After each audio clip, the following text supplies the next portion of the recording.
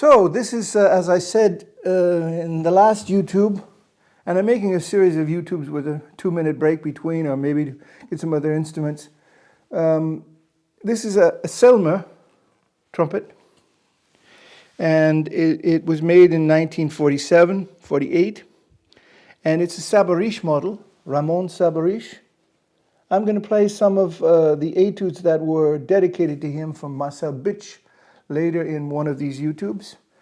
But basically, I just wanted to explain that this is the instrument that Maurice André's teacher developed, and that's why his name's on it, Saborish model from Selmer, and that it has a very special sound. And because it's actually a very relatively small bore, it's about almost the bore size of a modern D trumpet, if you look at the back bow here. But the bell is very conical. And it still allows a warm sound when one plays soft, but a brilliant sound when one plays loud. And it projects very well. It also has what they call the Germans call a Schmetterkranz, or it's this extra little ridge that's put on it. And it gives it a little more stability and a little more weight right on the rim of the bell. Some other bells that were made like that, for example, this trumpet here, a rotary valve trumpet, has that kind of thing. This is a trumpet that was made bell changeable, rotary valve, and you can see that's a very, very broad krantz. Schmetterkranz, they call it in Germany. But we'll get to that later. So I just want to play a little bit on this C trumpet, something everybody knows, and something that would have been played in France, in Paris.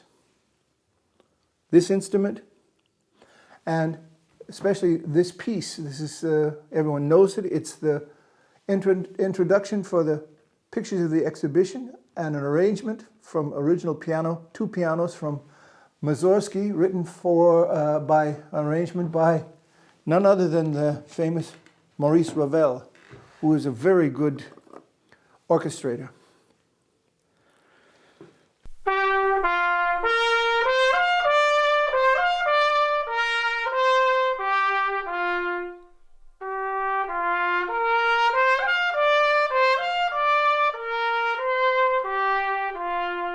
Now the reason that I make a separation between the first 2 bars and the third bar is because the first part is a solo, and then the whole orchestra plays with it.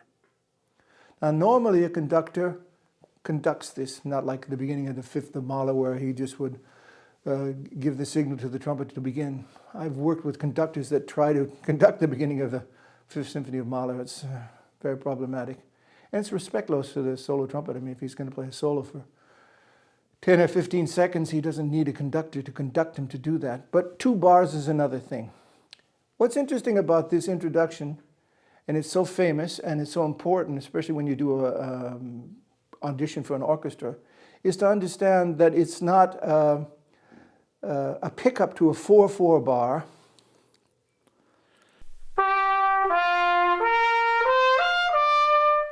but it's a 5/4 bar. So the pulse is different. It's a 5/4 bar followed by a 6/4 bar, or 3/2. Now these are very typical Russian changes of pulse and rhythm. It's very old.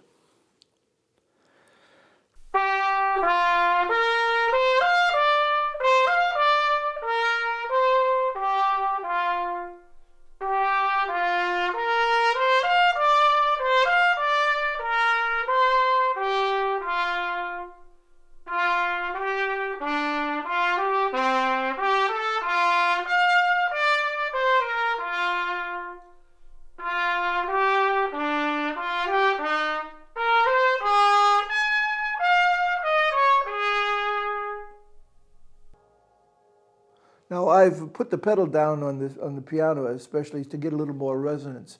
This is not a particularly big studio, but the resonance from the piano is also can be very helpful to give the illusion of a bigger room. That's why if you hear it a little bit in the background. In any event, this trumpet, and I'll come back to it, but has a very brilliant and very clear and projects very easily. And so for pieces like, for example, let me see if I can find very quickly.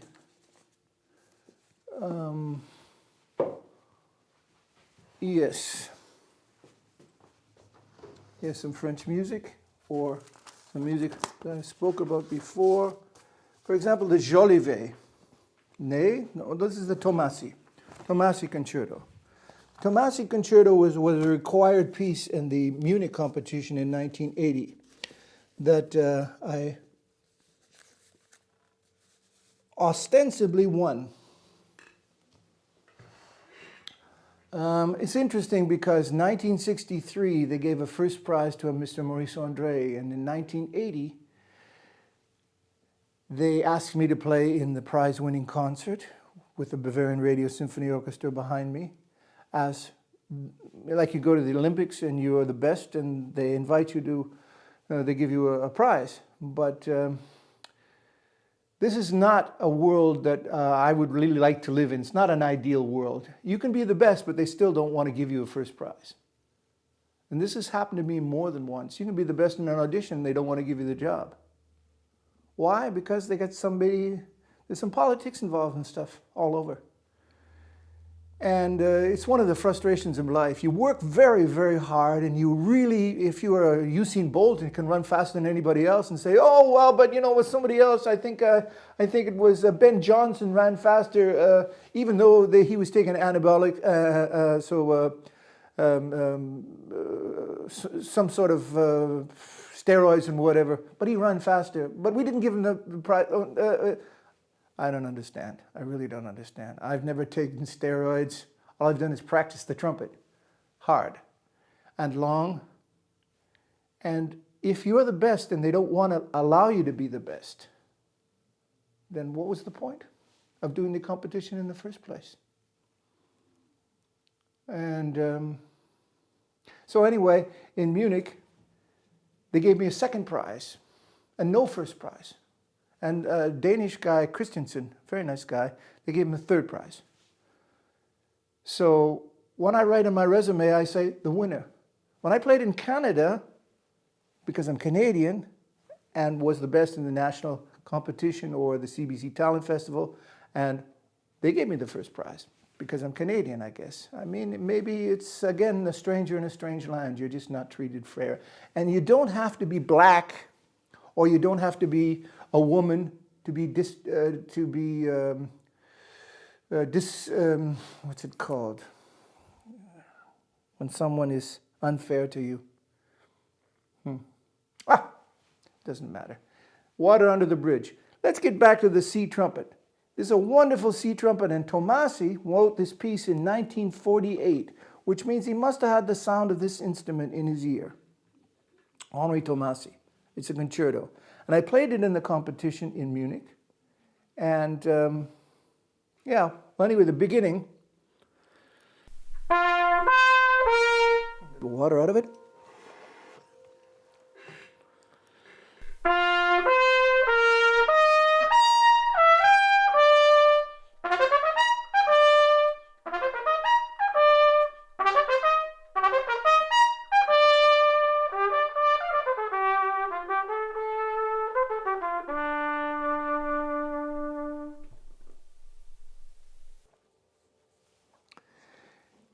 It's so easy to play on the trumpet.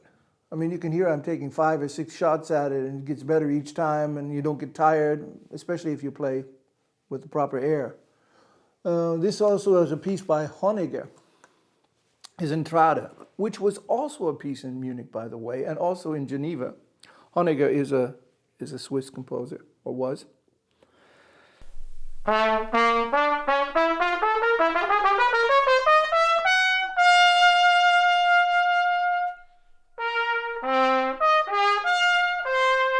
Now, I should really also not forget to tell you that the weight of the mouthpiece is going to change how the instrument projects also.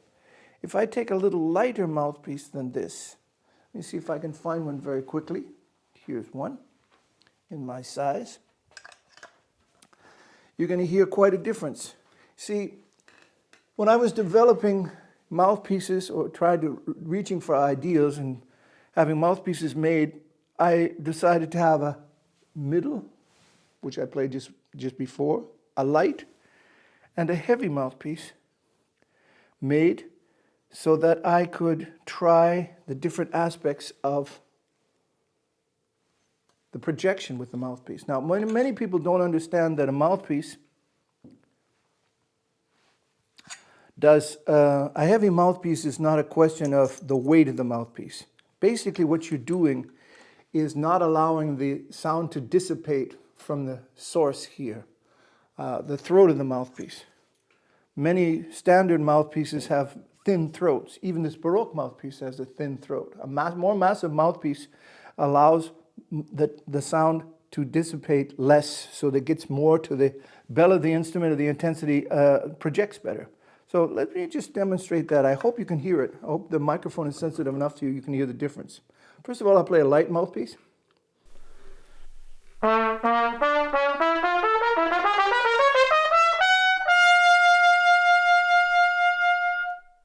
Now, just that small statement on a middleweight mouthpiece.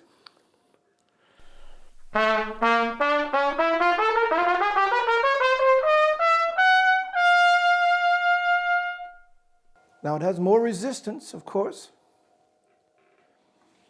And basically I should concentrate a little bit more. Believe me, it's not easy to demonstrate something like this because I put a lot of expectations on myself. And that makes it more difficult to help you understand the difference. If you came to my studio or a concert that I was doing or a lecture or master class, then you could hear upfront and personal. We could talk, and you could try it yourself. I could, give you one of several mouthpieces, brand new mouthpieces that I have made for my students or my colleagues to try in different sizes, 1/4 millimeter progression, starting at 15, which is very small as Fred Mills or even Bill Chase used to play a very small mouthpiece, up to 19, which is much bigger than I play an 18.5, and 19 is about a Bach -3. -3, there's no such thing in Bach, and no other mouthpiece maker makes mouthpieces that big. But I like to use more top lip, and I find many black people that like my mouthpieces very much because then they don't have to roll their lips in so much. So it's interesting for them. I did some lectures in North Carolina and South Carolina once, invited by a former teacher of mine, John Harding, and suggested that to some of the black students there, and they enjoyed it very much. It's nothing to do with racism. It has to just do with the form of the size of the lips, and many black people have very large lips and need then large mouthpieces. Simple as that. Like people with large feet need large shoes. That's the way I see it. So I'll talk to you more about mouthpieces and trumpets in the next The Man with the Horns, Richard Carson Steuart. Thank you for listening. Till soon, they say in German. Bis bald. Goodbye.